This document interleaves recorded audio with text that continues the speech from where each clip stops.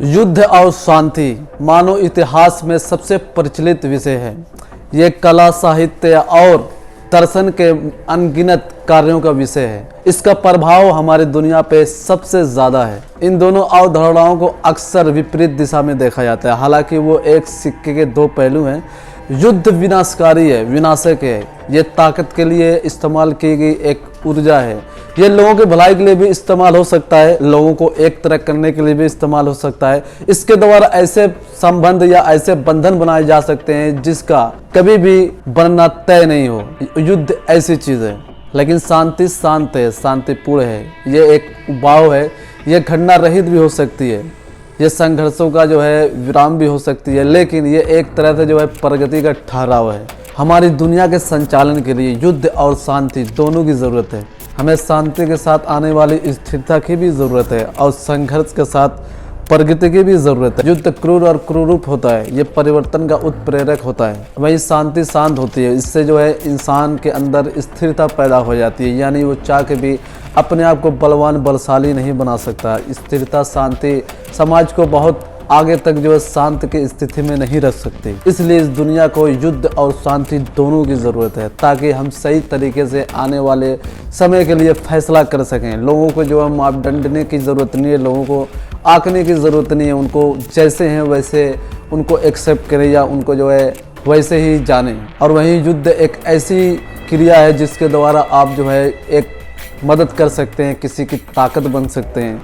युद्ध के द्वारा एक समूह को आप पिरो सकते हैं, एक साथ ला सकते हैं, और युद्ध के द्वारा ऐसे बंधन बना सकते हैं जिसका उसका बनना भी ना जरूरी हो, लेकिन फिर भी युद्ध के द्वारा वो बनाया जा सकता है। ऐसी स्थिरता लाई जा सकती है जिसमें समाज में फैली जो मानसिकता को दूर किया जा सकता है, विचार को, एक नए विचार को जन्म दिया जा सकता है। युद्ध विध्वंसकारी, विनाशकारी हो सकता है। इससे अत्यंत कष्ट और जीवन की हानि हो सकती है। युद्ध से घृणा, कट्टरता, असह्यता भी पैदा हो सकती है। युद्ध से बगावत हो सकती है, दुश्मन, शत्रु जो है पैदा हो सकते हैं। युद्ध से जो है धन, जानमाल, संसाधन सबका हर तरह से जो है क्षति हो सकती है। इससे वित्तीय स्थिरता या कह लें कि दिवालिया हो सकता है। युद्ध हमेशा बहुत ही कम अच्छे कारणों से लड़ा जाता है। तो जब युद्ध की बात आए तो इतने सारे दुनिया में युद्ध हो रहे हैं। अभी फिलहाल यूक्रेन और रशिया का युद्ध चल रहा है, उसके बाद फिर जो है इजराइल और फलस्तीन का युद्ध चल रहा है, और उसके बाद गुटों जो देश जो आज गुट में बढ़ चुके हैं, उसके बाद उनका भी बातचीत का युद्ध चल रहा है, महंगाई का युद्ध चल रहा है। यानी हर तरह से इंसान हर परेशानियों में घिरा हुआ है। तो सबसे बड़ी बात है कि युद्ध इतना ज़रूरी क्यों है? क्योंकि युद्ध जो है एक कारोबार की तरह भी है। यानी जब कोई देश दूसरी देश पे हमला करता है तो उससे लड़ने के लिए उसको क्या चाहिए? उसको सिर्फ एक सेना चाहिए। सेना की ज़रूरतों का सामान कहाँ से आएगा? उसके हथियार कहाँ से आएंगे? उसकी जो आपूर्ति होती है वो कहाँ से आएंगे? वो जिस देश से यातायात करता है या जिस देश से वो कारोबार करता है, वो सारे उससे प्रभावित होंगे, उसके पड़ोसी प्रभावित होंगे। वो जिस महाद्वीप में रहता है वो प्रभावित होंगे, उसके जो है कारोबार जितने देशों से हैं। उसके बाद जो खाने पीने वाली चीज़ें जो उद्देश्य से होके आती हैं या उद्देश्य के द्वारा आती हैं, वो सारी की सारी उसकी जो है बिक्री पे, उसकी जो है जो खरीदारी है, जो उसकी बिक्री है, सब पे उसका प्रभाव पड़ेगा, यानी उसका असर होगा। तो एक तरह से देखा है तो युद्ध भी एक तरह से बहुत ही बड़ा बिजनेस है। आपको अगर ऐसा ही है तो देख लीजिए, सऊदी अरबिया जो है यमन से कई सालों से लड़ रहा है, 20-22 सालों से लड़ रहा है। उसकी कौन मदद कर रहा है? अमेरिका उसको हथियार दे रहा है, लेकिन उसके बाद भी उनसे आज तक फतेह नहीं कर पाए। उसके बाद फिर जो है रसिया से अफगानिस्तान, उसके बाद अमेरिका से जो है अफगानिस्तान, ये सब किस लिए हो रहा है? ये सिर्फ एक कारोबार है, मानवता को धमकाने का, उसको जो है उसके अंदर डर बैठाने का, युद्ध जारी करने का, लोगों को मिटाने का। ये भी एक तरह का कारोबार है, यानी लोगों को सबसे ऊपर बैठ के हुकूमत करने का। तो ये युद्ध का जो खात्मा है, जब तक इंसान की जो लचीली जो उसकी लालच है वो बनी रहेगी, तब तक ये युद्ध का क्षेत्र बना रहेगा।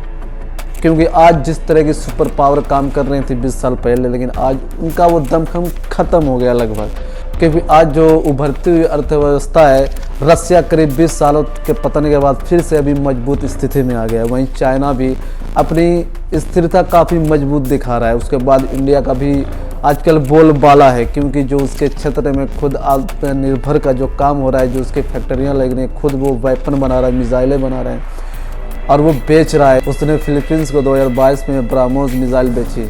तो इस तरह से देखा है तो इसका भी करीब जो है बहुत ही पाला भारी पड़ रहा है। तो आजकल जो खेल के जो प्यादे बदल रहे हैं और कुछ भी हो सकता है आने वाले कुछ सालों में, यानी जो सुप्रीम पावर है इस वक्त अमेरिका, उसके लिए भी खतरा है, क्योंकि जिस तरह का मैदान बदल रहा है वो काफ़ी चिंताजनक है। क्योंकि बहुत सारे देशों में आज प्रतिबंध लगा हुआ है, बहुत से जो है देश एक दूसरे के खिलाफ हैं, चाहे यूरोप से लेके अमेरिका हो, चाहे फ्रांस हो, चाहे इंडिया हो, पाकिस्तान हो, चाहे इजराइल हो, फ़लस्तीन हो, या फिर जो है यमन हो, लेबनान हो, सारे एक दूसरे से घिरे हुए हैं। कोई किसी को सपोर्ट कर रहा है, कोई किसी को सपोर्ट कर रहा है। तो इसकी स्थिति यह है कि जंग के आसार बने रहते हैं। जब जंग के आसार होंगे तो हर चीज़ का जो रेट है वो महंगा होगा। पेट्रोल से लेके जितने भी खाने पदार्थ हैं, जो जितनी भी चीज़ें सारी महंगी होंगी, क्योंकि इस पर अब किसी का कंट्रोल नहीं रहेगा। पेट्रोल के दाम में करीब कई सालों से उसके रेट ही नहीं गिरे, यानी वो लगातार बढ़ रहे हैं, और उसकी जो पैदावार है, जो उसका जो मैन्युफैक्चर हो रहा है, वो दिन पर दिन और कम हो रहा है। तो जिससे इसकी जो डिस्ट्रीब्यूशन है, यानी जो इसका जो खरीद फरोख्त कहते हैं, उसमें कमी नहीं आई, यानी वो ज़्यादा स्तर पे जो है बढ़ रही है।